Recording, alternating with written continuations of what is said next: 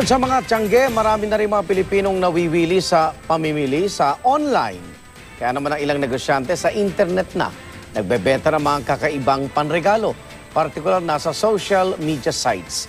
Saksi si Teresa Andrada. Sa dami ng mga Pinoy na nasa social networking sites gaya ng Facebook at Instagram, ang ilang kababayan nating may home-based business, sinamantala na rin ang pagtitinda online.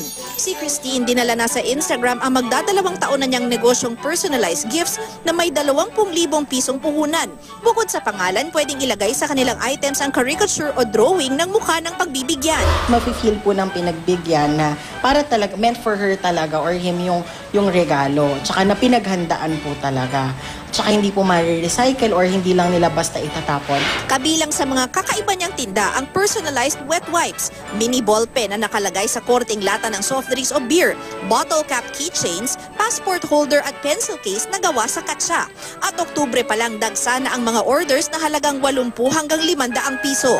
Patok din sa internet at sa mga bazaar ang mga produkto ng magkapatid na Caroline at Bea.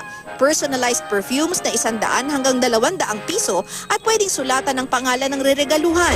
Usually, it increases talaga pag mga bazaar, ganyan. Siguro mga 4-5% than the usual sales namin for the month. We want to serve really good quality fragrances at a really affordable price. Patok pa rin naman sa ilan ng aktwal na pagsha-shopping lalo sa mga mall at Tiangge. Kaya si Lilibeth, sa Tiangge pa rin ibinebenta ang makukulay niyang Christmas decor. Dapat po bumili ng mga Christmas decor kahit paano magkaroon ng spirit ang loob ng bahay nila ng Christmas. Patunay ang mga negosyanteng ito na walang pinipiling panahon o lugar ang pagsusumikap ng mga Pilipino na umangat sa buhay. Teresa Andrada, ang inyong saksi.